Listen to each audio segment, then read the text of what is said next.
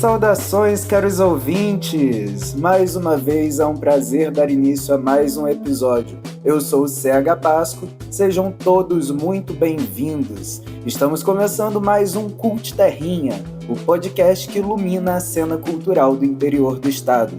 Toda semana, quinta-feira, a partir das 19 horas, no YouTube e no Spotify, você pode conferir um novo episódio com uma entrevista inédita com um artista ou agente cultural da nossa região. Se você gosta de arte e cultura, quer conhecer mais os artistas e a arte da nossa terrinha, segue nossa página no Instagram, no @cultterrinha, no Facebook, no YouTube e no Spotify. Ative o sininho para saber sempre que um novo episódio for lançado. Deixe seu like, dá 5 estrelinhas, isso faz uma grande diferença pra gente. Aproveite e deixe também seu comentário ou sua sugestão. Nós queremos sempre fazer o melhor para você, ouvinte, e para todos os nossos artistas convidados. E para isso, opiniões são sempre bem-vindas. Para você que está chegando agora e ainda não ouviu nossos outros episódios, corre lá e ouça que está muito legal. Tem entrevista com Diogo Spadaro, Robson Fazolin, Adriana Medeiros, Natália Furtado, tá demais! E vamos à nossa entrevista de hoje.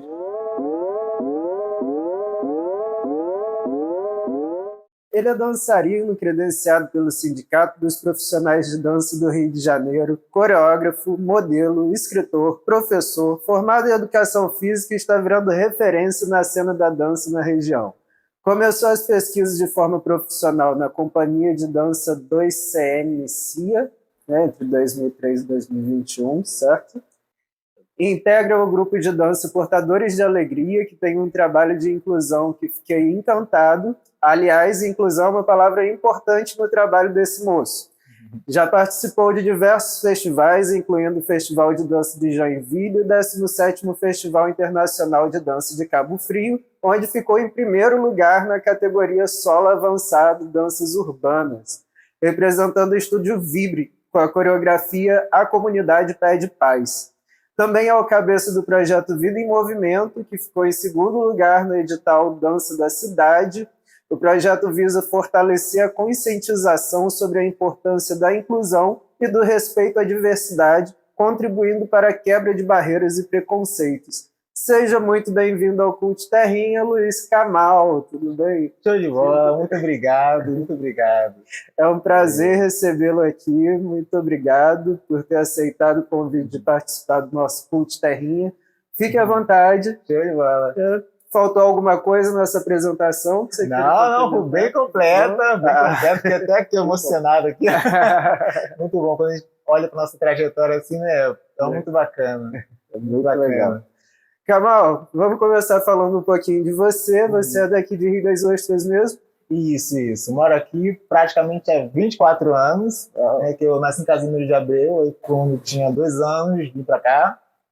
Parece até que eu falo assim, vim sozinho, né? Mas minha mãe, né? Ela veio morar aqui no Recanto, logo ali atrás, sim, é bem pertinho do Nova Aliança. E eu comecei a dançar mais ou menos por volta dos 8 anos de idade, assim, sabe? Esse contato que eu tive com a dança.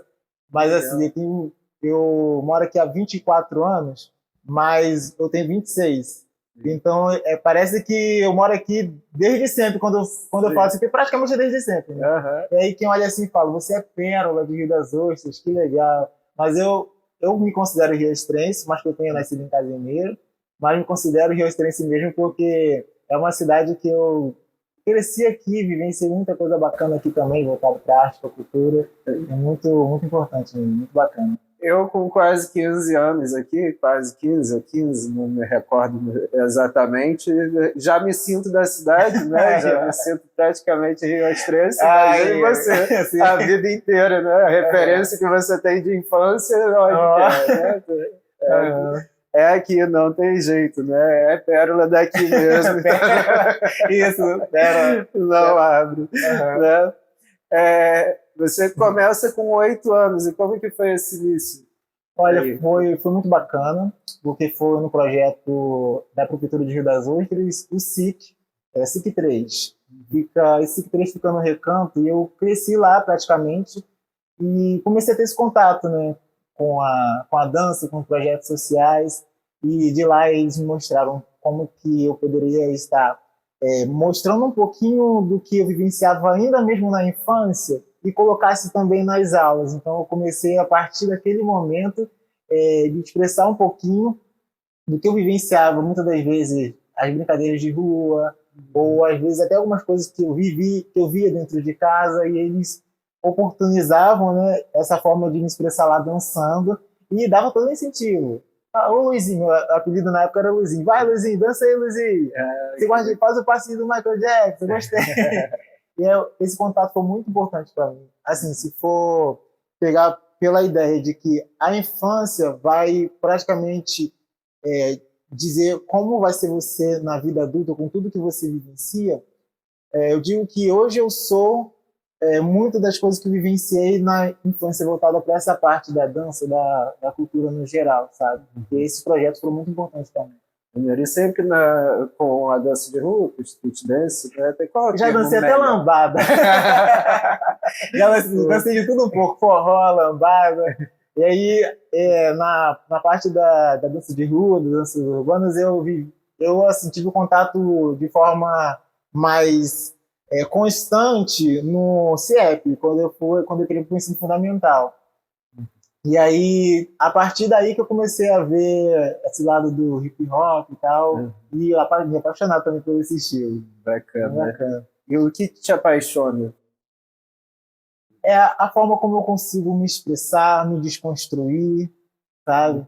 Fazer movimentos de profissionais que eu acompanhava, tipo Michael Jackson.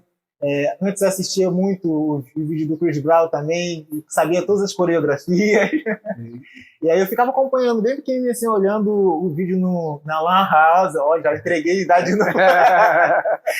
na Lan House, né? E aí eu ficava lá 1 hora, 2 horas só vendo vídeo na Lan House de dança. Imagina. Se preocupe não, que eu sou da época do videocassete. Eita, das locadoras, né? Que a gente tinha que ir na locadora, pegar lá o vídeo pra ver. Isso aí. Isso aí. Tempo bom. Eu não cheguei assim, a pegar nenhum vídeo de locadora para poder assistir, mas eu pegava alguns links assim, do YouTube que eu via de vídeos, até mesmo de filme de dança, e ficava acessando lá, que estava disponível já, né? Então já ficava assistindo. Então, a internet já influencia essa sua trajetória nesse momento aí, né? Sim, verdade. Essa transmissão de informação, né? Com certeza. Essa globalização ajudou muito a pegar informações de quem está lá do outro lado do mundo, né? E com um clique você consegue assistir. Eu consegui assistir ainda com meus 10, 11 anos lá vendo os vídeos assim, e me fascinar, sabe, por esses vídeos. Sim. E eu assisti e tentava reproduzir. E nisso que eu tentava reproduzir, eu fazia isso na escola também e nos projetos sociais. Aí quem olhava falava, nossa, como é que você consegue fazer isso? Ficar mexendo a perna assim?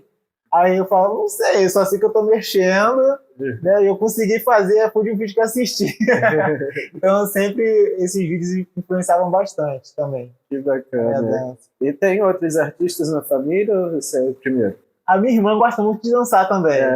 Mas assim, voltada para essa questão da arte específica, é somente eu mesmo. A pérola da família. Tem gente que gosta de dança, tem gente que não acha tão pérola assim, que acha que a gente, né, existe um certo preconceito com nós artistas. Não é? Existe mesmo.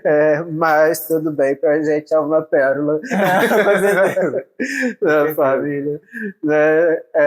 Que muitas pessoas acabam trazendo isso de gerações, né? E bacana que, mesmo não sendo de uma família que tem essa tradição artística, quanto que teve incentivo da família, né? Isso é muito bacana.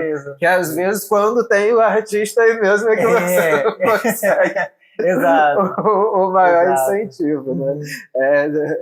Essas relações familiares são complicadas, mas no seu caso foi bem legal. Foi bem bacana mesmo. Eu, depois de grande, depois, por volta de uns 19, 20 anos, assim, eu soube que meu pai, ele era dançarino. Ele era dançarino de hip hop, inclusive. Então eu não sabia, só descobri depois aos meus 19, 20 anos, já vivenciando experiências de dança das danças urbanas, do hip hop, soube que meu pai era. Caramba. E aí ele ficava, a minha tia falava, né? Falava que ele ficava nessas rodas assim, que tinha break e tal, ficava dançando, fazendo os passos iguais aos que eu faço também. Que E maneiro. aí eu fiquei assim, opa, que legal. Vem no sangue, sempre tem um fundinho, um gênio ali no DNA. Exato. Minha mãe também gostava de sair muito pra dançar forrozinho, então tá aí, né? Eu lembro que eu fiz uma vez orientação vocacional quando eu fiz pré-vestibular, né? E a psicóloga falava disso, que até um trabalho que a gente fez, que era montar a árvore genealógica, só que com o que as pessoas gostavam de fazer, né? E eu também não tenho outros artistas na família, mas quando eu fui fazer essa investigação, eu descobri que a minha avó e o meu avô se conheceram no baile, que o meu bisavô tocava acordeon, que o meu outro avô, que faleceu, era muito pequeno, né? E quando a memória que eu tenho dele já era ele muito doente, ele foi trompetista da Polícia Militar. Caramba, tem um tio, tem um tio meu que é músico também, um tio, alguns primos que se aventuraram pela área. É porque a família é muito grande. Assim. Super entendo. Então tem de um tudo. Mas aí descobri que a veia artística veio daí também, que eu sempre gostei de tudo isso, né? Talvez por isso tenha virado produtor, por gostar de tudo isso. Isso aí, não consegui me decidir onde ficar e qual linguagem ficar. Isso aí. Mas resolvi trabalhar com tudo, de tudo um pouco, né?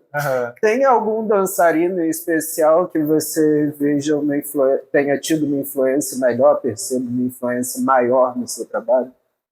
Tem nacional e tem internacional também. O internacional é o Chao Evaristo, que ele faz uma mistura de Kung Fu com Street Dance. E aí eu tive a oportunidade de estar fazendo uma aula com ele no Rio, no RH da Sky. Desde então, dessa aula que eu tive com ele e com outros profissionais que tiveram, mas com ele em específico, foi assim, um divisor de águas para mim, porque eu pude perceber que as danças urbanas, elas podem sim dar para misturar com várias outras formas de se expressar, né, corporalmente. Tipo, eu posso colocar um pouquinho de capoeira na minha dança urbana, sabe? Todas essas vivências assim, que a gente tem, dá para poder fazer um misto, assim, sabe? E eu me encantei bastante com a leveza como ele se expressava. Eu achei muito maneiro. E o nacional é o Pedro Reis. Porque o Pedro Reis, ele tem um jeito de dançar, assim, é incrível. Quem dera vocês pudessem estar olhando a minha expressão aqui agora. Porque ele tem uma técnica, como posso dizer, uma expressão muito forte, sabe? Que ele joga uma energia incrível. Uma energia incrível na hora que tá dançando. Que eu, assim, eu fico apaixonado. O estilo dele é jazz funk. Também tá dentro da dança urbana. Faz parte da dança urbana. O jazz funk. E toda vez que eu vejo ele dançar, eu paro. Eu paro assim porque é uma entrega, uma precisão de movimento. É uma coisa muito linda. É muito lindo assistir ele dançando. Pedro Reis, se quiserem pesquisar depois.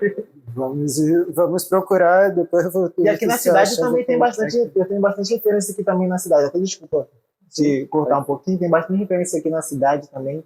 O Valber, que eu cresci também vendo dançar, quando eu era pequeno, brincava de cartinha com o irmão dele e ficava vendo ele dançar, sabe?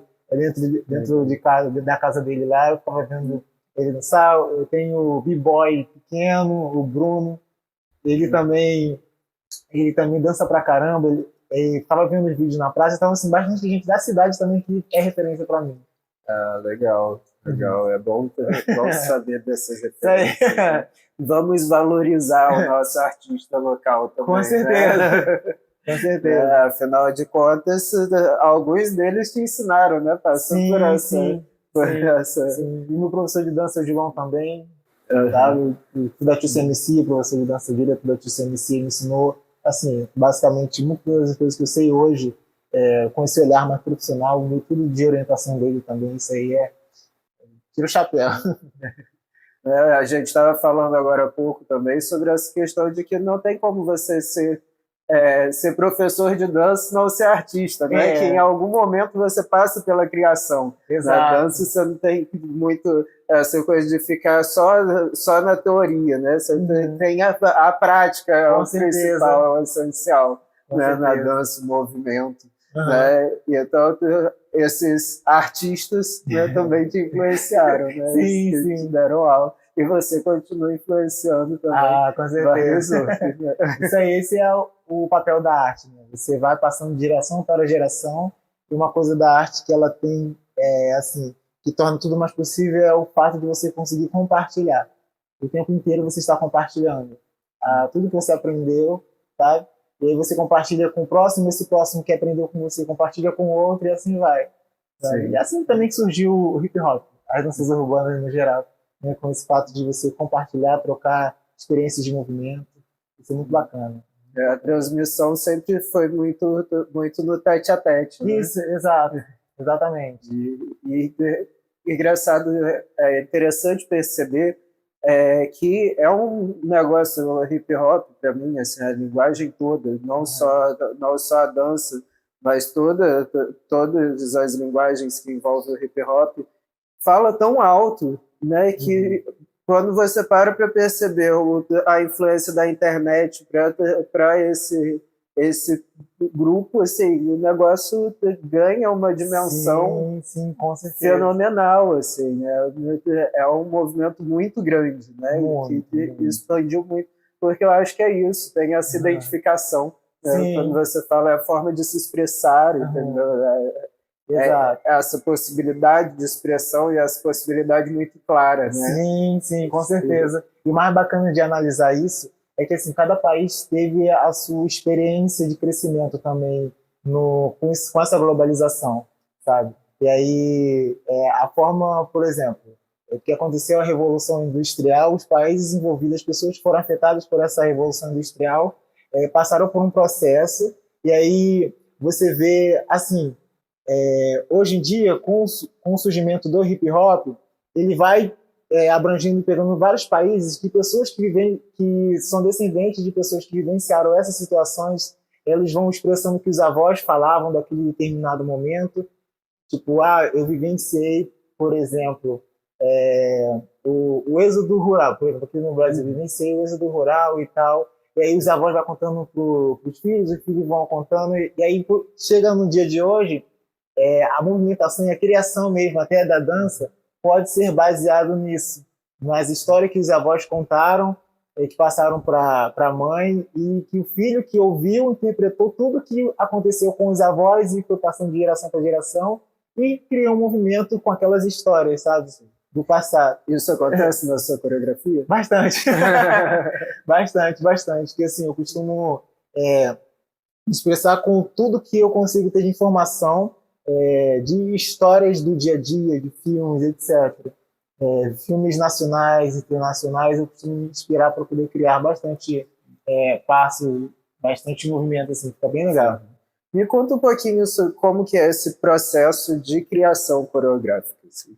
Eu posso te dizer que a criação coreográfica, até segundo uma autora, se chama Sandra Cerne Minton, que ela é PhD foi o número muito bem, da PhD da Faculdade de Carolina do Norte. E ela diz que existem vários processos de criação e eles vão passando com a observação de uma coisa que te inspira e você vai fazendo um processo de digerir aquilo que você você teve como inspiração mesmo, por exemplo, o movimento de uma árvore. Você olhou aquela árvore, você observou como aquela árvore se mexe, e você está internalizando como é que isso pode se transformar em movimento com o seu próprio corpo. E você pensa, o que pode ser o galho? O que pode ser as folhas, por exemplo? O que podem ser as folhas? E aí você vê que, por exemplo, o galho pode ser seu braço, a folha seus dedos, sabe? E o movimento da árvore inteira pode ser seu tronco por completo. Então existe todo um processo de criação que, como coreógrafo, o coreógrafo ele cria, mas essa criação ela não é definitiva. Porque se você encontrar uma inspiração maior, você substitui, Tá? Dá para substituir conforme você vai encontrando inspirações no dia a dia. E tudo que está em movimento, até o que não está em movimento, também dá para poder ter como inspiração, sabe? Pessoas andando na rua, eu me inspiro com pessoas andando na rua. A forma como as pessoas param para esperar um transporte, eu me inspiro também. Que às vezes as pessoas param, fazem uma pose de espera, e aí eu fico pensando, essa pose é muito interessante, pode até entrar numa parte da coreografia, então a mente vai viajando. Tá? Vai viajando. É muito bacana. Assim, a possibilidade de criar, ela é fantástica. Porque você consegue expressar muito as suas ideias, sabe? As suas emoções, nessa parte de criativa também, sabe? E você consegue ter... A gente consegue ter vários insights, assim, do que podemos transmitir para as pessoas e de forma que não fique muito vago e provoque. O principal também, acredito eu, como coreógrafo, como artista, provocar, sabe, positivamente, para também ter aquela mudança de olhar relacionada a algo que uma vez era visto como preconceituoso. Não, vamos chegar na inclusão, mas pensando de uma forma mais ampla, né? Esse olhar mais social do seu trabalho, da sua criação coreográfica, né? Por exemplo, no Festival de Cabo Frio, você ganhou com uma coreografia que utilizava até uma música do Emicida e tal, que é um porradão. Mesmo. Né? Você traz isso, né, para a sua coreografia. Isso vem da sua experiência, isso vem do seu olhar para isso, como que isso se constitui no seu trabalho? Isso vem da vivência de pele. Porque, assim, já vivenciei muitas situações de racismo. Teve vezes que, a maioria das vezes, até hoje isso acontece. Quando eu entro numa loja e depois alguma outra pessoa entra, eu posso estar com uma roupa diferente, uma roupa laranja, e todos os funcionários com uma roupa preta escrita o nome da loja. Aí me param e perguntam: oi, você trabalha aqui? Quanto custa isso? Mas eu sendo que eu estou lá também vendo, sabe? Estou lá também procurando algo para me vestir, para me sentir bem. E acaba no momento em que eu estou procurando algo para me vestir, para poder, assim, expressar um pouco a minha personalidade, etc., eu vivencio situações como essa, sabe? Lamentáveis. Lamentáveis, exato. E são várias situações que eu passei durante o período da minha infância até os dias de hoje. Situações como me confundirem com um assaltante, e aí esse rapaz se me confundiu com um assaltante. Ele parou o carro na minha frente, desceu do carro, começou a me socar, dar socos, pedindo para devolver o celular. Eu não sabia que celular era esse, não sabia de que celular se tratava, e a esposa dele dentro do carro que falou: não é ele não, mas aí a pele. Sabe? E aí, como que você volta os socos agora? Exatamente. E aí, como que eu posso fazer para não deixar toda essa situação tomar conta do meu ser? Porque, inevitavelmente, ela toma logo no início. Porque, assim, vem a raiva, sabe? De, muitas das vezes, apenas não revidar e não também, tipo, sei lá, parar na frente do carro, fazer uma coisa de como se fosse uma troca em relação a isso que eu sofri, porque pode acontecer coisa pior. Minha mãe sempre me ensinou isso, que se acontecer alguma coisa desse tipo, evite, tenta fugir, tenta sair, porque pode acontecer coisa pior. E aí, eu sempre me perguntava, tipo, como é que eu posso fazer para tirar esse sentimento de mim?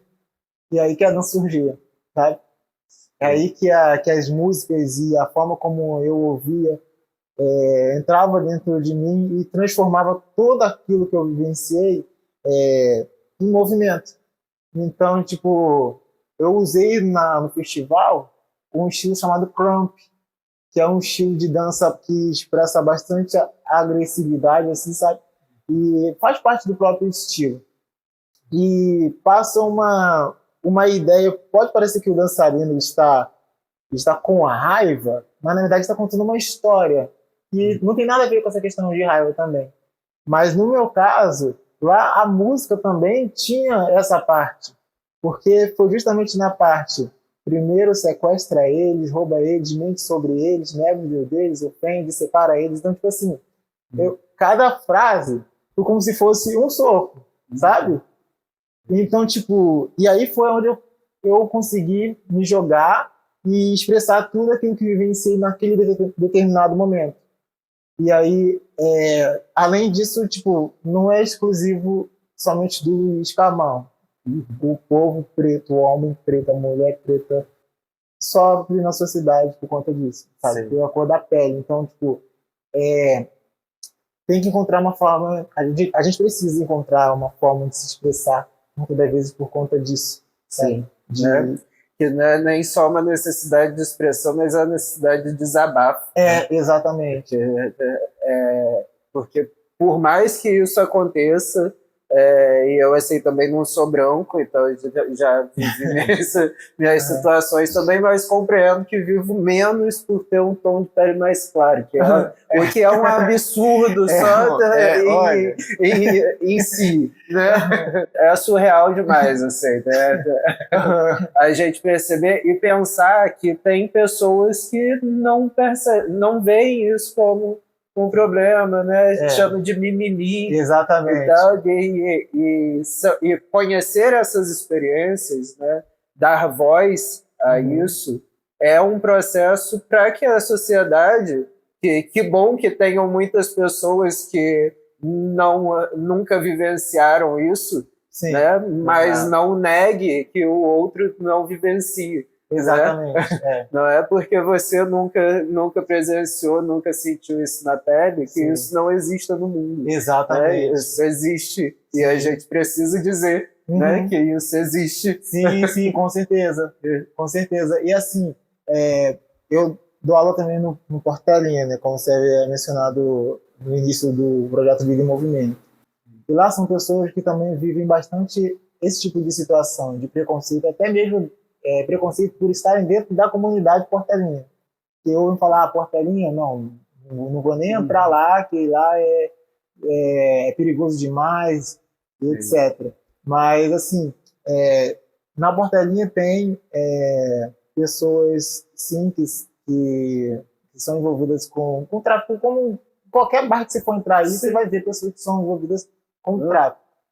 Alguns mais escondidos, outros mais escancarados, mas em todo bar tem. Sim, exatamente. Mas assim, entre uma parte e outra, existe aquele morador, sabe, aquela criança que não tem nada a ver com aquilo e somente quer ter o seu direito de ir e vir. E que na maioria dos casos é a maioria. Né? É interessante que as pessoas não pensam que beleza, a violência existe, ela está ali e tal, o cara que trafica está ali. Mas ele tem 6 vizinhos que não são, é ele que é.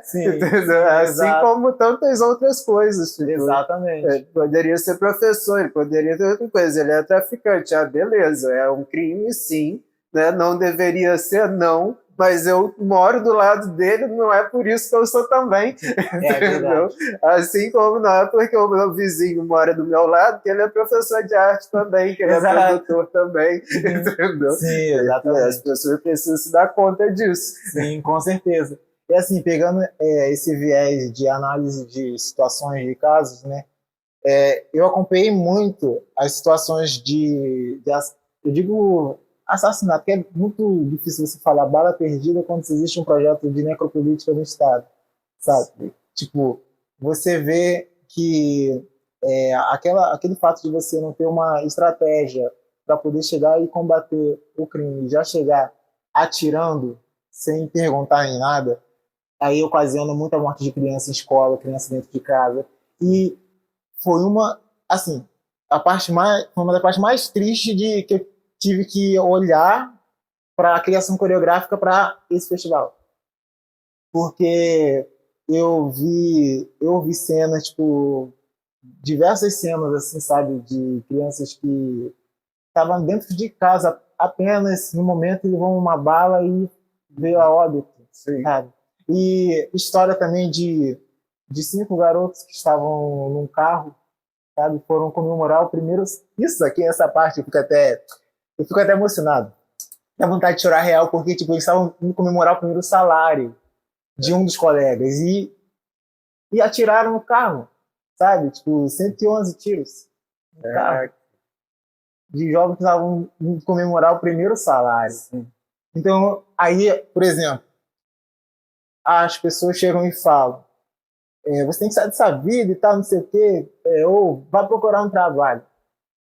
Aí o jovem ouve, por exemplo, ele não é envolvido com crime nem nada, mas ouve: vai procurar um trabalho, real, boa ideia, vou procurar um trabalho. Aí vai lá e procura. Aí vai e recebe o salário, e para comemorar, quando vai comemorar o primeiro salário, tá vendo? Então, tipo, é uma coisa surreal. Você ter uma presunção de crime, né? E não uma presunção de inocência, que é o que deveria ter, né? O que a gente deveria ter por lei, né? É a presunção de inocência. E por conta da cor da pele, a gente acaba tendo a presunção de criminoso. Exatamente. Né? Eu estava conversando sobre isso esses dias, né? A gente está gravando esse podcast dia 27 de outubro, então, né, ele vai por lá daqui a algum tempo. Mas há poucas semanas atrás estava mostrando na televisão uma operação da polícia, para variar, uma operação na comunidade do Rio de Janeiro. Isso não é novidade, acontece sempre, mas eu sempre vejo as notícias, as maiores notícias de entrada da polícia na comunidade, ou de manhã, na hora que o pessoal está saindo para ir trabalhar, ou no feriado, que é na hora que as pessoas têm para descansar. Né? E aí você pensa, o cara trabalha a semana inteira, quando chega no final de semana, que é o momento de lazer dele, ele tem que ficar trancado dentro de casa porque não pode sair. Exatamente. Porque a polícia está fazendo operação na favela. Agora, por que não faz operação no momento em que as crianças estão na escola, que os pais estão trabalhando, e aí você vai entrar? Tem gente na comunidade que não deveria passar por aquilo? Tem, um monte de gente. Para isso, a gente precisaria de operação de inteligência, né? E não a operação do jeito que eles fazem. Exatamente. Né? Mas você tem um mínimo de pessoas que geralmente vão estar ali para estar dentro de casa mesmo. Porque não é para ficar de bobeira, entendeu? A senhorinha que é aposentada, né? A dona de casa, né? Gente... As pessoas que têm a situação de vida de ficar ali, né? Não estão ali porque querem, mas infelizmente precisam estar ali, mas você já reduz uma quantidade da população que está ali dentro, porque os bandidos vão continuar lá dentro. Sim, exatamente. O traficante, ele continua lá, quando ele não está trabalhando, ele está lá enrolando o seu e tal, tá fazendo as coisas, entendeu? Então, beleza, a gente não tem como fazer a operação da polícia, né?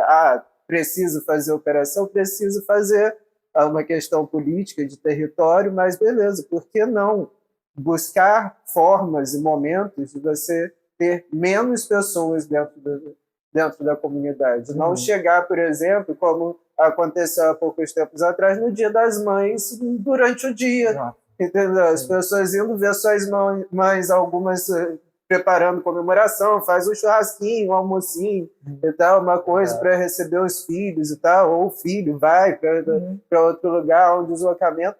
Mas não, aí é nesse momento que a polícia entra e invade, aí é onde a gente pode falar sobre essa necropolítica, né? De invasão territorial. Sim. Né, que é lamentável, para dizer o mínimo. Né? E assim, invadem, e eu já vi vários vídeos de pessoas que realmente questionam, né, tentam empurrar para falar: você não está no direito de invadir a minha casa, você não tem mandato nem nada, e já simplesmente está invadindo. Sim, né? E se não fizer coisa pior. Mas vamos voltar para a dança? Vamos seguir na dança, não sair muito, mas voltar mais para o contexto da dança. Né? Então, essas coisas, de fato, assim, dá vontade de gritar, né? A própria dança já é um grito meio contido, né? Porque a vontade é de... Até às vezes eu me expresso tanto que as pessoas conseguem ver que eu estou Não grita não. Sim, sim, mas essa coisa da expressão é muito bacana, porque eu percebi na sua coreografia, né, quando eu fui pesquisar sobre você e vi alguns vídeos contigo dançando, você tem essa coisa da expansão. Seus movimentos são expansivos. Então, ele lembra mesmo essa ideia de grito, né, de algo que você está querendo amplificar. Sim, isso é verdade. Você percebo isso nos movimentos, né? Não é aquilo muito contido, é sempre bem movimentos de expansão. É isso aí, é isso aí. Vamos lá, falar de portadores de alegria, né? Então, foi uma coisa leva a outra e tal, dessas experiências de olhar para isso, como que surge essa ideia do trabalho com PCD? Eu conheci o Portador de Alegria por uma professora do Colégio Jacinto, na época que eu estudava lá em 2016. Ela me mostrou a forma como eles faziam um trabalho de dança para pessoas com deficiência, e ela me levou até lá para estar dando uma olhada.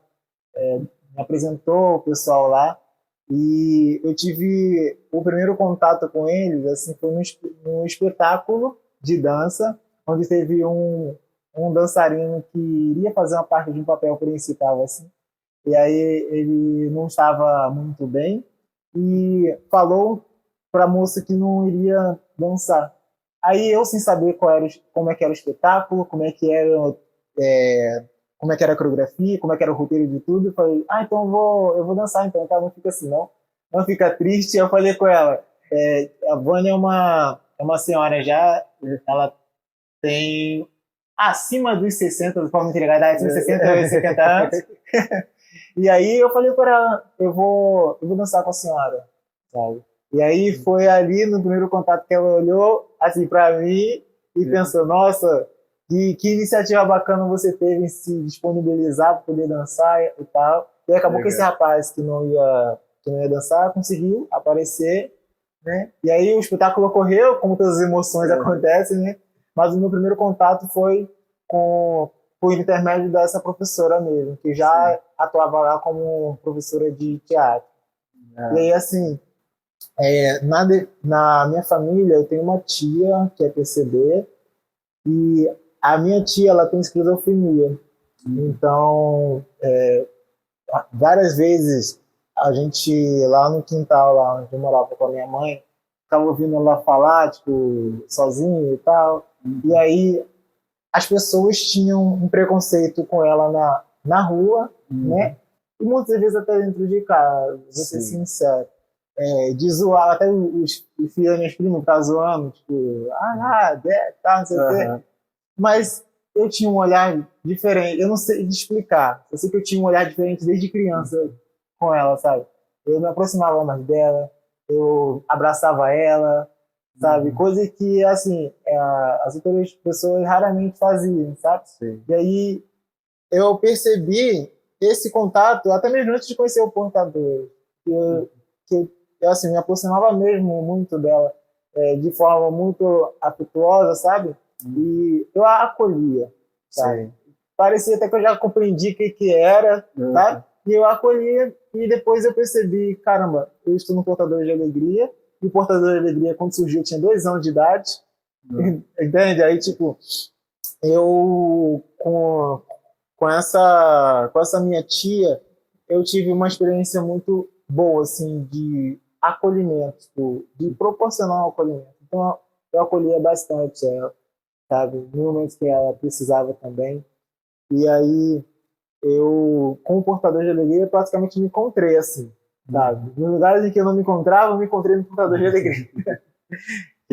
Foi muito bacana esse primeiro contato que eu tive com ele lá no espetáculo. Depois desse espetáculo, ela perguntou como é que era a minha rotina, a minha agenda e tal, e me contratou para poder começar a dar aula lá para eles. Que história bacana, cara. Foi muito bacana e assim... Essa sensibilidade do artista mesmo nata, né? Sim. E eu digo que eu consegui expressar o que eu tive nos projetos sociais, sabe? Porque justamente o que me apresentaram, o acolhimento que me deram, o amor que me deram nos projetos sociais, eu consegui passar adiante também. Sabe? Isso consegue se manifestar através da dança, da forma como comunica com as pessoas. Aí hoje em dia eu dou aula para criança, adolescente, adulto, idoso, pessoa com deficiência, então, tipo, é geral, assim, sabe? Essa forma de acolher é o famoso querer abraçar a todos. Sim, todo mundo pode dançar. Isso, exato. Essa vibe que às vezes as pessoas não se dão conta, né? E como que é essa parte de criar a coreografia adaptada ao PCD? Isso é muito interessante, porque assim, tem a parte, como eu havia mencionado com você na conversa anterior, que tem a ver com o tempo de cada um e também com o tipo de deficiência de cada um. Por exemplo, eu vou criar uma coreografia para crianças, para adolescentes autistas.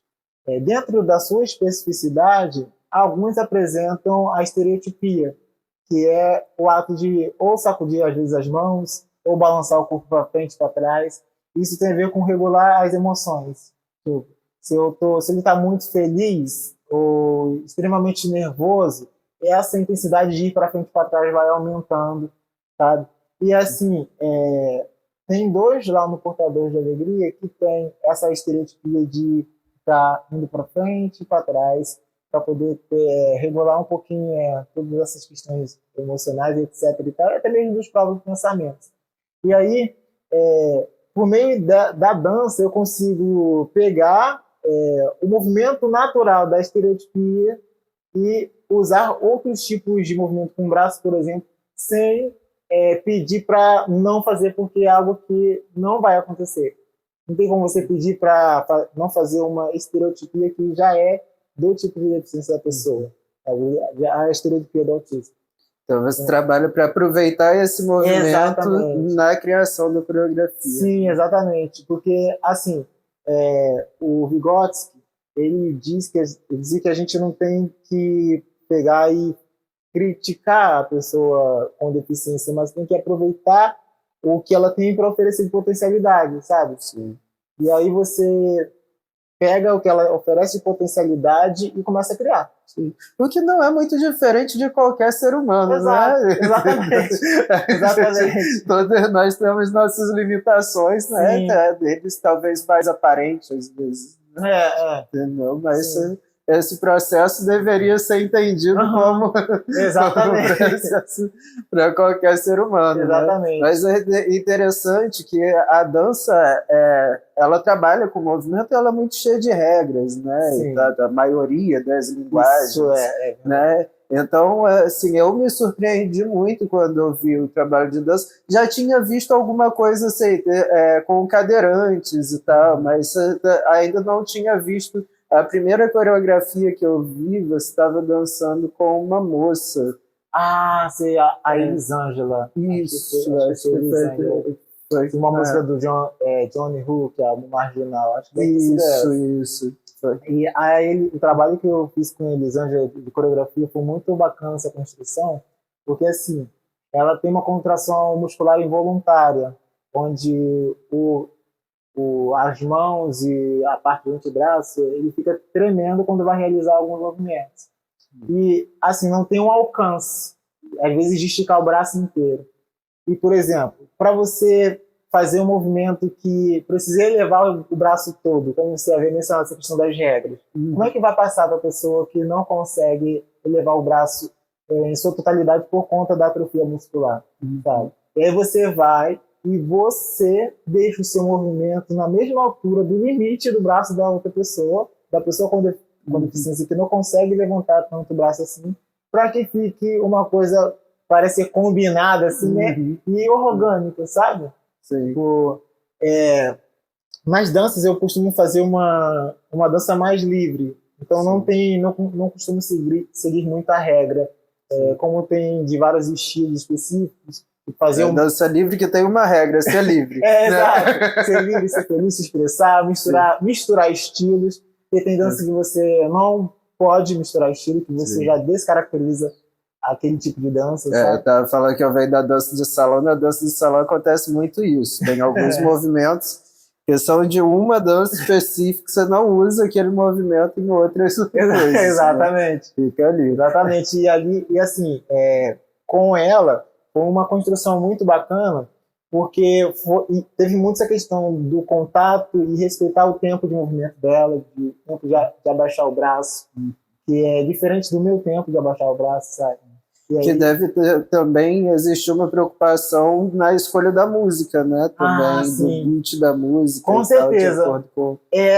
Eu não posso, por exemplo, escolher uma música muito agitada, porque isso vai fugir um pouco da proposta de movimento natural dela. Sim. Se eu for escolher uma música, tô tentando pensar numa bem agitada, Boom Boom Pow, do Black Eyed Peas. Tipo, boom, boom, boom, boom, boom. Aí, tipo, isso pode acontecer de ter essa movimentação um pouco mais agitada? Com certeza pode. Mas, assim, dentro da proposta de entender o tempo, que é um pouquinho mais lento dela, acaba que o movimento vai ficar fugindo, né? Sim. Fugindo bastante da música. Mas onde a proposta, na verdade, é fazer com que encaixe o tempo da pessoa, a música também, sabe?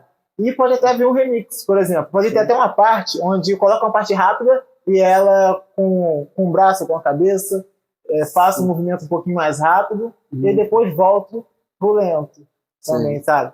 E tem você falou da Elisângela, eu lembrei do Deucemi. Porque o Deucemi, além de... ele tem paralisia cerebral. E, assim, além dessa contração muscular involuntária, ele fica suando bastante. Então, tipo assim, o esforço físico dele é muito maior, sabe? Para realizar o movimento. Então, toda hora ele sai pingando, porque essa contração muscular involuntária faz ele suar bastante também.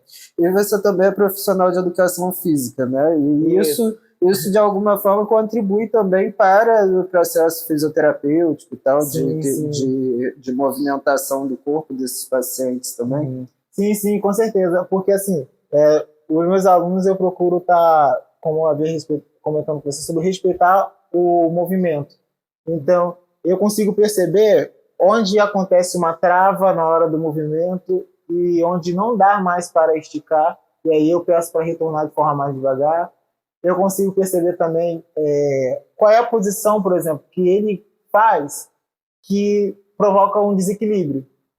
E aí, a gente, como profissional de educação física, a gente consegue perceber, assim, tipo, olhando o movimento do corpo, onde é que está, de que forma você consegue trabalhar para que aquela pessoa ela consiga chegar a um determinado passo, assim, sem se desequilibrar. Porque acontece muitas das vezes lá, de acontecer um momento que vai fazer um passo, de se desequilibra, aí ele já até sabe o modo de cair, que o Deucemi, inclusive, ele cai fazendo uma gangorra e voltando. Toda vez que ele se desequilibra, ele cai fazendo essa gangorra atrás e voltando. Depois levanta tudo de novo para começar tudo de novo. Sabe?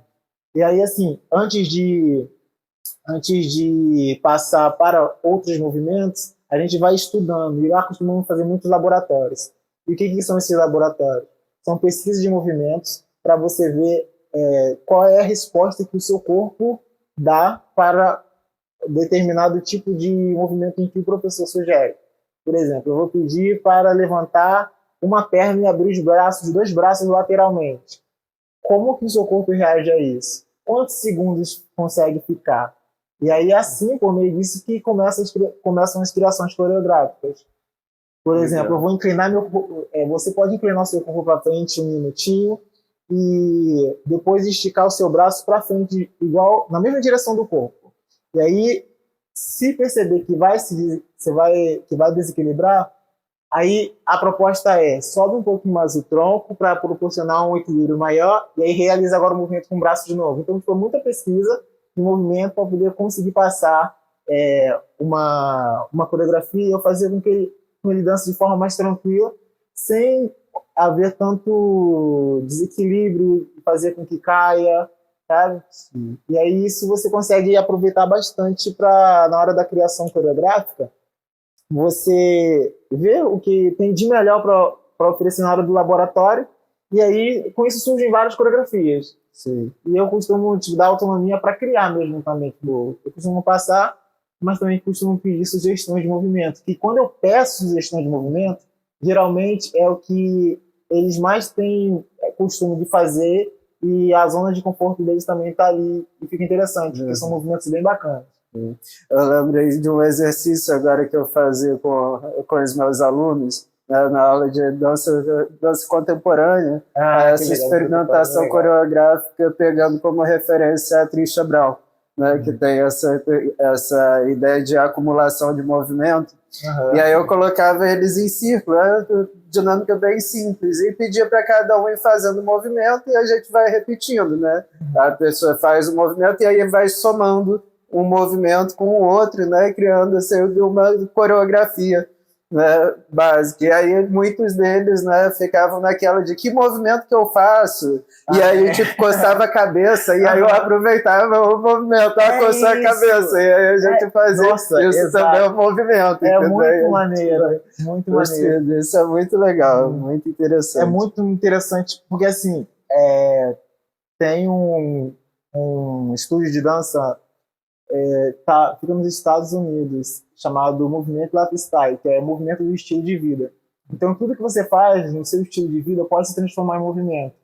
Tipo, você, como você mencionou, a mão na cabeça já se transforma em movimento. Às vezes, tá na aula e a pessoa fala assim, eu não sei fazer, aí cruza o braço e depois desce o braço. Já é um movimento. Já dá para aproveitar. Já dá para aproveitar. Sim, e é muito bacana que você consegue assim, aproveitar todos os tipos de movimento que ela faz naturalmente e transformar mesmo em dança. Sim. E aí você vai colocando intensidade e nível. Por exemplo, você coloca a mão na cabeça para poder, sei lá, passar o cabelo, tirar o cabelo de frente do rosto e colocar atrás da orelha. Agora faz isso num plano alto, médio e baixo. Coloca o cabelo atrás da orelha, na ponta dos pés, coloca o cabelo atrás da orelha um pouquinho mais abaixado e agora coloca o cabelo atrás da orelha deitado no chão. Aí dá para criar muita coisa. Sim. Aí você já começa percebendo as variações desse movimento. Sim, e essa proposta acontece muito lá no Portador de Alegria também, de sugerir movimentos que faz do dia a dia. Por exemplo, quando se trata de sugestão de movimento, às vezes até o ato de comer já se transforma em movimento. E aí, por exemplo, no popping tem um movimento chamado tic, que você faz um movimento com uma pausa e você vai subindo gradativamente assim, mas pausando, tipo, pausando milésimos. Pausa e depois sobe, por exemplo, o braço está embaixo e vai subindo pausadamente e numa contagem, por exemplo, de, sei lá, 20 pausas mais ou menos e tudo isso você vai pausando, né? Aí lá, dependendo da quantidade de pausas que tiver, vai se assemelhar à contração muscular involuntária, sabe? Que um aluno lá tem por conta do tipo de deficiência dele, sabe? Que aí essa pausa aqui já é do movimento, sabe? E já se assemelha a uma contração muscular involuntária. Sim. Então você pode aproveitar estilos de movimento também que se aproximam como havia mencionado o Dr. de uma estereotipia ou essas contrações também musculares, sabe? Sim. E aí você consegue fazer com que isso se transforme em dança. Essa é o principal. E o resultado é muito orgânico. Eu acho muito interessante isso. Sei. O resultado é muito orgânico. Não é uma coisa. Não é uma coisa forçada, entendeu? A pessoa dança de fato. Sim, né? Exatamente. Exatamente. E é a prova real de que qualquer pessoa pode dançar. Exatamente, exatamente. E tem aquela frase desde que, né? E aí, desde que sejam oferecidas, sabe, propostas que vão de encontro à especificidade dessas pessoas, entender que cada pessoa com deficiência, ela é plural dentro da sua individualidade, tipo, ela pode várias coisas dentro da sua individualidade, porque não são todos os autistas que têm a mesma característica. Sim. Não são todas as pessoas. É uma coisa que eu comento muito, tá? Porque eu tenho alguns alunos autistas e aí às vezes as pessoas fazem comentários, né, que acabam sendo preconceituosos por conta do desconhecimento, né? E a gente tem essa função na existência, no mundo também, de compartilhar o conhecimento, compartilhar aquilo que a gente sabe. Não tem, nenhum é igual ao outro, gente. Exato. Todos eles são diferentes, assim como Exatamente. todos nós somos diferentes. Eu não sou igual a Kamal, não sou igual a ninguém. Então, todos eles são diferentes. Não coloque o estereótipo de, porque o autista é assim, o autista é assado. Não. Esquece isso. Cada um. Exatamente. É assim, pegando até mesmo esse gancho de que ninguém é igual a ninguém, da mesma forma as experiências também de vida. Porque assim, vamos de encontro também essa questão do capacitismo, por exemplo, que é o preconceito pela capacidade da pessoa, sabe, de realizar determinado tipo de coisa. Não consegue porque é isso. Tipo, vai brincar de futebol, mas como é que você vai brincar de futebol se você só tem uma perna, por exemplo? Então isso aí, o capacitismo está aí, sabe? Esse preconceito. E do mesmo modo, assim, o famoso tratar como coitadinho, que lá eu trato eles como são dançarinos, sabe? Tipo, eles são dançarinos. Sim. E não é aquela coisa onde você vai estar falando assim, levanta a mãozinha assim para mim, para poder você realizar o movimento, abaixa um pouquinho o seu tronco e dá um sorrisinho agora. São pessoas com 30, 40, 50 anos, sabe? Não são crianças, sabe? Não devem ser tratadas dessa forma, sabe? E devem ser tratadas como são pessoas, sabe? Com suas histórias também, da mesma forma como eu crio movimentos voltados pelas histórias que eu vivenciei, eles também criam com as histórias que eles vivenciaram também, sabe? Então essa é justamente a proposta lá. Que legal, né? E eles também coreografam, né? Sim, e dão sugestão de movimento. O movimento que eu fiz lá nessa competição foi sugestão. Teve um ou dois movimentos que foi sugestão de um aluno de lá. Que legal. Então, tipo assim, aproveitar, né, essa ideia e entender que eles também têm opinião, têm voz ativa também, sabe? Que acontece muitas das vezes, né, tipo, de alguém chegar, perguntar pra mãe qual é o nome, sendo que a pessoa tendo a condição de falar, ela vai saber responder o nome dela direitinho, sabe? Então, tipo, é justamente você dar voz, e lá a ideia é dar voz através da dança, lá no computador. E é trabalho lindo, super interessante. Parabéns para você e parabéns para todas as pessoas lá no Portadores de Alegria. Obrigado. É um trabalho sensacional, assim. Fiquei encantado mesmo. É sensacional e é necessário, né? E que mais pessoas conheçam, né, o trabalho, desenvolvam também esse trabalho. Com certeza. Né? Porque eu tenho várias memórias, assim, de pessoas que talvez se conhecessem um projeto desse, se tivessem tido essa oportunidade, que eu acho que super curtiriam, assim, porque bacana, tem isso, tinham isso, né? São pessoas que eu perdi contato, infelizmente.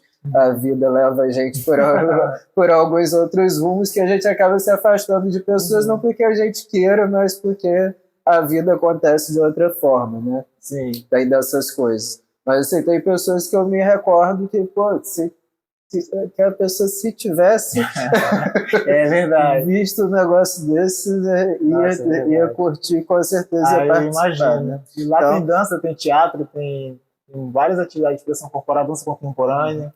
Então o projeto é lá de Macaé, né? É lá de Macaé. Então, você que é de Macaé, tem uma galera que eu sei que está me ouvindo, que é de Macaé, conhece alguém com PCD, gosta, quer aprender a dançar, procura aí Portadores de Alegria. Isso aí, da Vânia Tulipã, Renato. Isso aí. Você que quiser ajudar também a galera lá, ajuda bem-vinda. Né? Quiser o patrocínio, patrocinar uma apresentação, eles têm espetáculo, que eu sei. Com certeza, né? Estamos à porta de um espetáculo, dia 23 de novembro. Olha aí, ó. Isso aí. Boa referência. Então, vamos lá. Seguindo, como que foi essa experiência do festival, de ganhar o festival com sua coreografia, ainda mais lá com o avaliador, que é o Rodrigo Soninho, né? Que fez parte da avaliação, que é o cara importante aí do hip hop no Rio de Janeiro. Sim, eu fiquei bastante nervoso, porque eu sabia quem é que ia estar lá com o olhar assim, sabe? Para poder analisar toda a história aí da dança e tudo mais. E toda a história que eu estaria passando lá no palco. E foi muito importante para mim, fiquei muito feliz, porque foi um momento em que toda a história que eu passei, que eu vivenciei, eu consegui expressar no palco e também consegui vencer um desafio maior, que foi passar uma coreografia conceitual e conseguir conquistar o público por meio disso. Porque hoje em dia, assim, não chega a ser uma crítica, mas uma observação, dos festivais, etc., as danças, elas estão muito voltadas para algo mais genérico, assim, sabe? Essa vibe mesmo, TikTok, etc., mas que estão levando em si para os espetáculos de dança, espetáculo para essas competições, sabe? Então, tipo assim, a minha dança não tem nenhuma rebolada, nem nada. Tipo, até eu gostaria de tirar um dia para criar uma coreografia voltada para essa estética também, que eu acho muito bacana. Mas o desafio maior foi passar algo conceitual e conseguir conquistar o público e os jurados também por conta disso, sabe? De uma coreografia que tem uma ideia das danças urbanas um pouco diferente.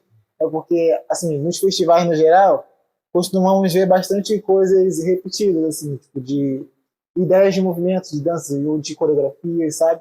Mas quando você vai passar uma coisa com um conceito, você fica um pouco mais diferente. Não que essas não tenham conceito, elas têm sim o seu conceito dentro do seu estilo. No caso, melhor dizendo, foi um estilo diferente que eu escolhi arriscar, que foi o b-boy, né, o break e o crump, para uma competição que muitas das vezes você vai ver o estilo jazz funk, essa pegada de Vogue e tal, que eu acho muito bacana mesmo.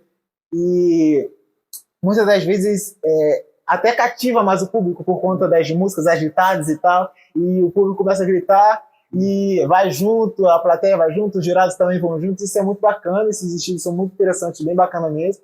E assim, os estilos que eu mencionei são os que eu raramente vejo nos festivais, nas competições, que é o breakdance e o crump, assim, eu digo majoritariamente, fazendo parte de várias vezes, assim. Você vê uma vez ou outra numa competição e sendo parte de um integrante ou dois fazendo um determinado momento da coreografia, mas não completo, sabe? Tipo, não só break, por exemplo.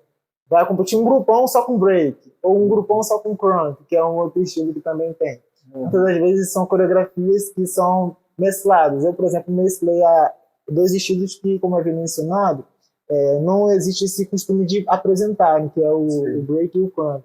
E foi um desafio para mim. E antes disso eu machuquei o pé. Antes desse dia, foram uns 3 dias antes eu machuquei o pé, tive que ensaiar com o pé machucado. Nossa. E aí, ainda assim, fui ensaiar. Tinha um movimento que eu estava realizando, que eu colocava a cabeça no chão e virava para frente.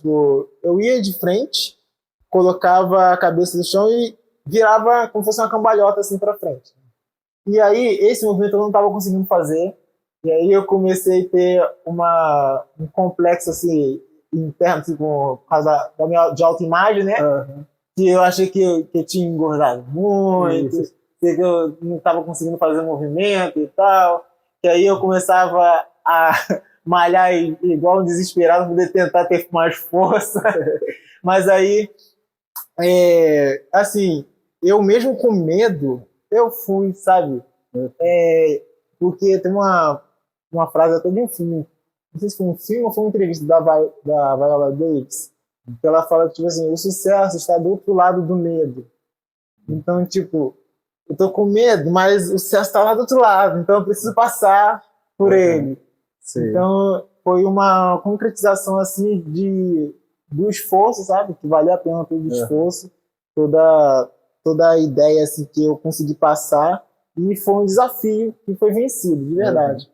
Eu me senti muito feliz, muito realizado. Minha esposa estava lá na plateia, lá, olhou, aí eu também estava lá emocionado olhando para ela. E um momento muito engraçado que foi quando eu vi o vídeo que ela gravou.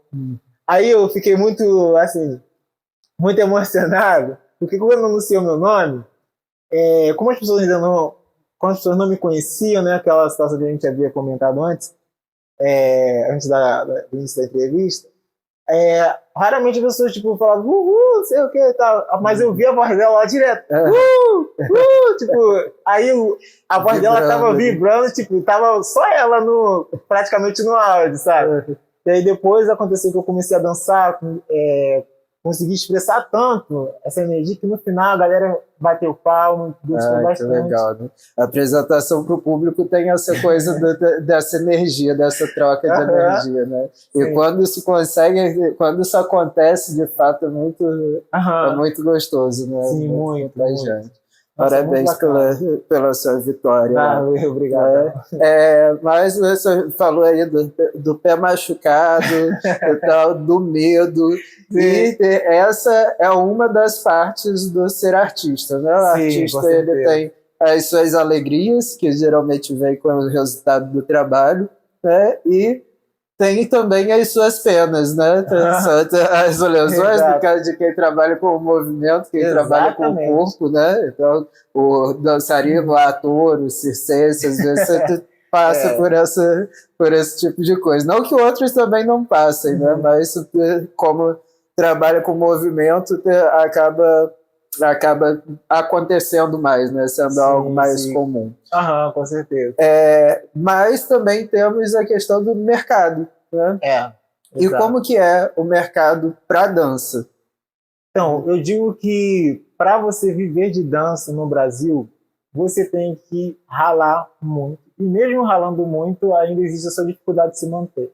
Porque eu conheço dançarinos excelentes que estão trabalhando em outros lugares fora esse contexto da dança para poder conseguir um dinheiro, sabe? Sim. E assim, nós contamos bastante com incentivo, seja municipal, estadual, para que a gente consiga até mesmo expressar as nossas propostas de dança e de movimento. E o mercado da dança, ele está passando por um processo muito interessante por conta dessa questão mesmo das redes sociais, do TikTok, porque muitas das vezes você vê um influencer que gosta de dançar tomando espaço, eu digo, posso dizer tomando, enfim, estando em espaços onde dançarinos que já estudaram, etc., passam dia e noite estudando, não estão. Mas porque ele tem, sei lá, 500, 600 seguidores, falando assim por mínimo, mas tipo, 1 milhão de seguidores, por exemplo, aí está lá naquele lugar. Sabe? Então, tipo assim, o mercado para nós da dança é injusto. Eu confesso que é injusto porque quem realmente vive da arte sabe a dificuldade que é de você ser valorizado por aquilo que você faz. Fazer com que o contratante entenda o seu preço e saiba que seu preço não é só pelo serviço que você vai estar prestando no dia. É pelos anos de estudo, pelo tempo que você se dedica para se preparar, fazendo cursos que são fora da sua cidade muitas das vezes, e fazer com que compreenda isso com o famoso matar um leão por dia. É penoso. É penoso. Porque, assim, a principal ideia é fazer com que compreenda o preço que o artista está dando, sabe? Para poder realizar aquele trabalho. Que é uma questão que a gente debate no Cult Terrinha, né? Que eu debato com outros artistas também, que é a questão desse valor, né? E aí alguns artistas já até falaram da diferença entre valor e preço, né? Que são duas coisas diferentes. Se às vezes com preço menor você tem muito mais valor do que coisa, né?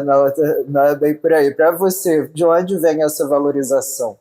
Olha, a valorização para mim ela vem quando a pessoa entende que eu posso estar passando um trabalho com excelente qualidade e pagar proporcionalmente a isso, e não segundo o que o profissional, que por falta de conhecimento, ofereceu um valor mínimo, assim, sabe? Ela tire isso como conclusão de que é um valor total para todos os artistas. Por exemplo, às vezes por falta de conhecimento, um dançarino vai fazer uma performance para um artista por, sei lá, R$100. E aí os produtores acham que todos os outros, sabe? O trabalho de dança no geral é R$ 100. Sim. Só que não é, sabe? Não é dessa forma, sabe? Foi assim, infelizmente para aquele momento, para aquele artista, foi um preço que não conseguiu valorizá-lo, né, com o potencial que com certeza a pessoa tem, né? E que acaba por essa falta de valorização, os outros artistas que quando vão dar o preço, quem já teve contato com esses R$ 100 vão achar os 800, R$ 900 tipo, por apresentação de 2 horas, por aí mais ou menos, caro. Entendeu? E 2 horas, pô, já é uma apresentação né, gigante. Exatamente. Né, você participar dançando, imagina. Sim, exatamente. Galera, é suor, né? Exato. Infelizmente a gente tem essa desvalorização mesmo, né? E, gente, ele fala ali de R$ 800, ele ainda está sendo muito modesto, porque se a gente pega, né? Vamos lá, somos todos artistas, né? Se a gente vai para a categoria de música, o preço de tabela hoje em dia para um show de até 3 horas, se eu não me engano, para músico é de R$ 1.300. Então, assim, isso é contabilizando tudo isso que o Kamal acabou de falar, né? Contabilizando o tempo que você passa se dedicando àquilo, o tempo que você passa treinando, né? Porque é aquilo. Não sei, aí você vai me corrigir se eu estiver errado. O Kamal, ele ganha no momento em que ele está como professor, no momento em que ele está ali dando aula, mas tem um momento em que ele precisa treinar, tem um momento que ele precisa montar a coreografia, tem um momento, tem um trabalho aí que não é remunerado as horas de trabalho. Exatamente. Então a gente acaba trabalhando muito de graça na função. Né? Exatamente. Isso é um problema do mercado, né? Um problema da construção do mercado, da forma como ele vai se constituindo. E que você, vou fazer uma pergunta que é quase uma pergunta retórica, né? Como que você vê a diferença entre aqui o interior e você está numa capital, dentro desse universo da dança? A diferença é muito grande porque, assim, a capital as pessoas são mais mente aberta para a arte, assim, ao meu ver. Aqui ainda há uma visão muito fechada sobre a potencialidade da arte, a possibilidade que ela tem de transformar a vida das pessoas. Sabe? Aqui ainda há um preconceito muito grande, ainda mais com a dança urbana. Você vê que assim, existe uma valorização muito forte do balé aqui na cidade, mas a dança urbana, que é uma dança que veio do gueto, sabe? E que expressa a personalidade também desses dançarinos, que muitos deles são de comunidade, a maioria de comunidade, sabe? Ainda existe uma certa resistência em valorizar esse tipo de arte, sabe? Sim. Até mesmo a dança no geral. Valorizar esse tipo de arte para dançar. Tipo, um pai raramente vai querer colocar um filho para alguma coisa voltada para dança. Sim. Ou ele vai fazer engenharia, ou vai fazer medicina, qualquer outra coisa mais dança. Sabe? Então, tipo, raramente você vê incentivando essa questão dessa prática com a dança. E assim, para o profissional, para quem dá aula também, isso acaba se refletindo. Porque você consegue ver lá fora a galera sendo contratada para várias coisas e aqui na cidade, raramente. Sim. Sabe? Raramente sendo contratada para eventos, até mesmo eventos grandes aqui da cidade. Sim. Às vezes o cara pega e traz gente de lá de fora e aproveita o profissional que está aqui, né? E muitas das vezes de lá de fora com o preço de uns 10 artistas daqui. Pois ainda tem essa parte, né? Exato. Fala um pouco pra gente sobre o projeto Vida em Movimento, que você seguiu aqui. É um projeto que tem muito carinho. Começamos em agosto, no dia 19 de agosto, e é um projeto voltado para pessoas com deficiência na comunidade do Portelinha. E aí, como eu havia mencionado, é uma comunidade que é bastante esquecida pelo poder público, e lá eu faço desenvolver esse projeto na ONG Égide, que essa ONG ela atende a mais de 100 crianças na terça e na quinta, e o projeto é no sábado. E aí, esse projeto em específico está atendendo as crianças de lá da comunidade que muitas das vezes não têm acesso à arte, à cultura, sabe? Uhum. E aí, foi por meio de um edital, eu escrevi esse projeto, né? E assim, quando se trata de edital, é necessário estar tendo um olhar para a criação mesmo do projeto, para ser aprovado, né? Que tem toda essa história de justificativa e tal. E aí eu fiz esse projeto e mandei lá para concorrer, e aí ele passou, foi contemplado em segundo lugar e consegui realizar. Consegui realizar lá com o pessoal lá da Portelinha. Que bacana. E é muito bacana, assim, ver essa possibilidade, porque você consegue fazer com que as pessoas que uma vez eram esquecidas tenham essa notoriedade, assim, sabe? Não só das pessoas ao redor da comunidade também, mas principalmente do poder público. Sim. E eu tenho, assim, digamos que eu sou famoso botar a cara. E as pessoas que participam dos projetos comigo, eu também faço o impossível para que vão colocar a cara mesmo nos lugares, nos espaços, sabe? E, inclusive, foi no sábado passado, tivemos a honra assim, de estar participando da conferência da pessoa com deficiência, do direito da pessoa com deficiência aqui de Rio das Ostras. Legal. Então, assim, eu conversei com a Jeane, né, que é a presidente do CONDEC, e aí falei com ela a importância de estarmos indo lá fazer uma apresentação, e foram pessoas assim, que fizeram a apresentação pela primeira vez, sabe? Na vida, assim, estavam bastante felizes, e assim, foi um projeto que foi no meio de um edital, como eu havia mencionado, e esse edital tem um prazo. E aí onde entra a parte que eu preciso até comentar, do tipo assim, e quando acabar este prazo? Para onde é que vão esses alunos e o que eu vou fazer? Sabe? O projeto, esse edital, o do Vida em Movimento, eu escrevi ele começando em agosto e vai terminar próximo sábado agora. Então, amanhã, último dia, amanhã. Caramba. Então, assim, eu vou entregar toda essa parte de contrapartida, tudo que foi realizado e tudo mais, das propostas que eu passei na aula, as dinâmicas e etc. E aí, quando chegar a partir de novembro em diante, e já não tiver mais verba para realizar o projeto, sabe? Como é que vai ser? E aí eu falei, mesmo assim, sem saber como vai ser daqui para frente, falei com eles, o projeto ele tá para ser até o dia 28, mas eu vou continuar com vocês até o final do ano. Não sei como, mas eu vou continuar com vocês até o final do ano. Olha, então quem estiver ouvindo puder ajudar o Kamal, né? A gente está nessa fase aí.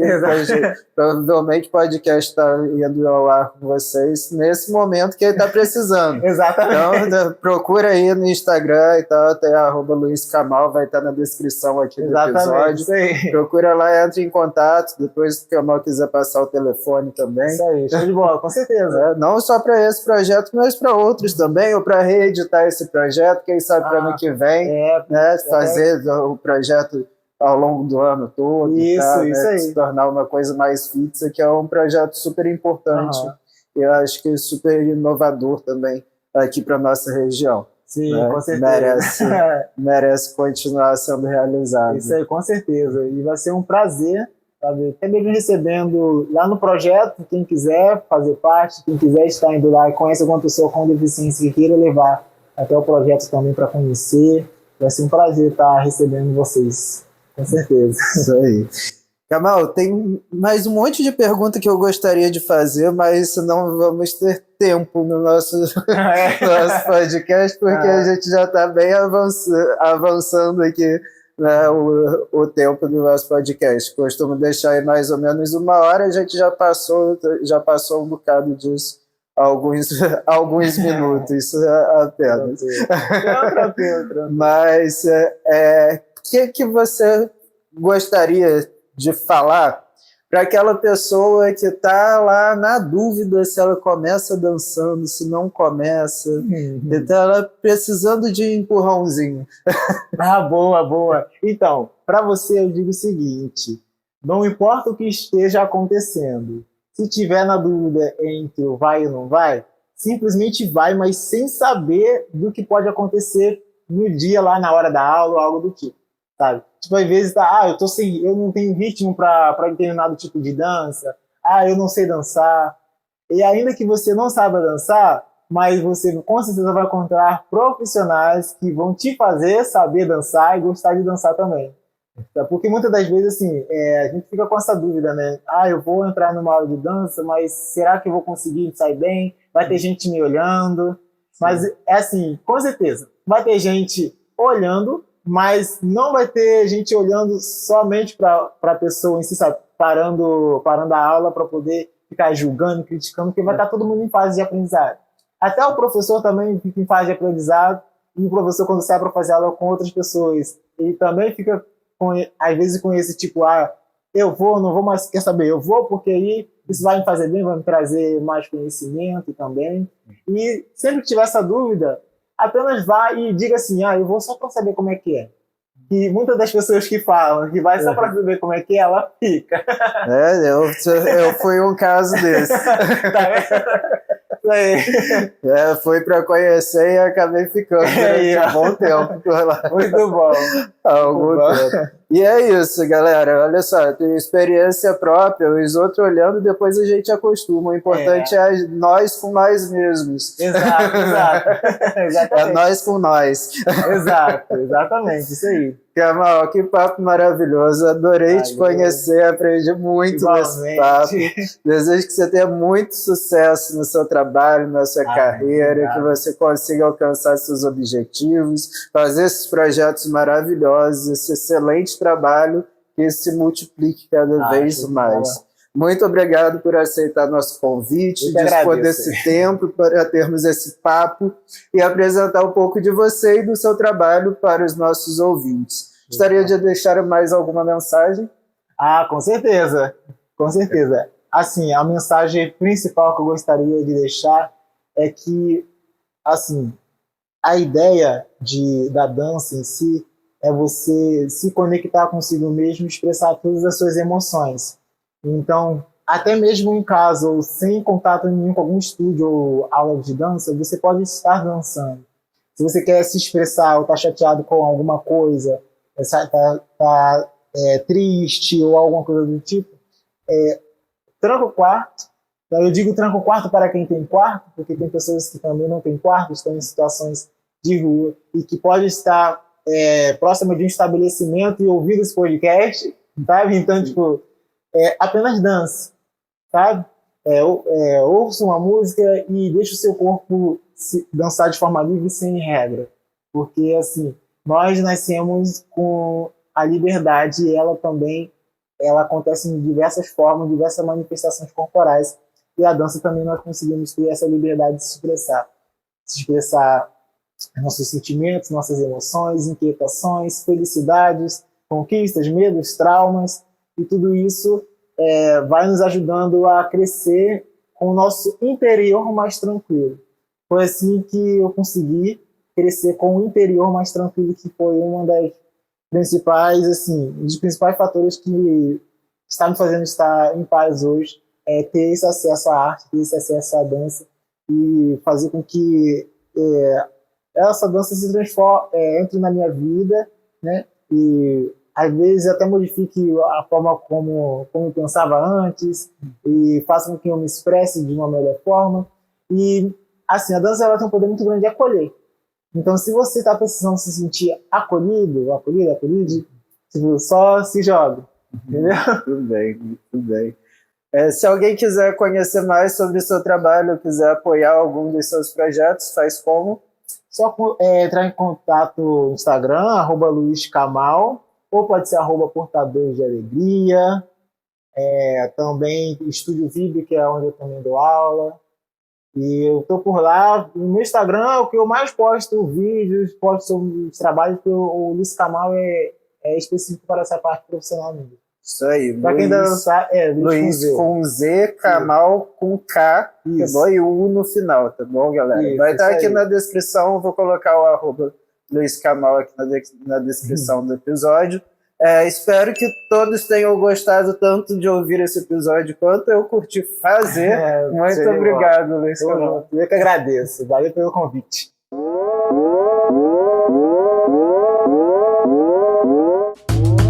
Obrigado a você que nos ouviu até aqui. Se você gostou desse episódio, não esqueça de deixar o seu like, fazer seu comentário, indicar para os amigos. São pequenas coisas que você pode fazer e nos ajudar a continuar fazendo podcast e somando forças com a produção artística do interior. E, caso ainda não nos siga nas redes sociais, busca lá @cultterrinha no Instagram e na página do Cult Terrinha no Facebook. Quero agradecer a parceria do Estúdio Garage, a música de Rico de Lúcia e a edição de Remy Gillet. Na apresentação, produção e roteiro, eu, CH Pasco, vou ficando por aqui, mas semana que vem tem mais.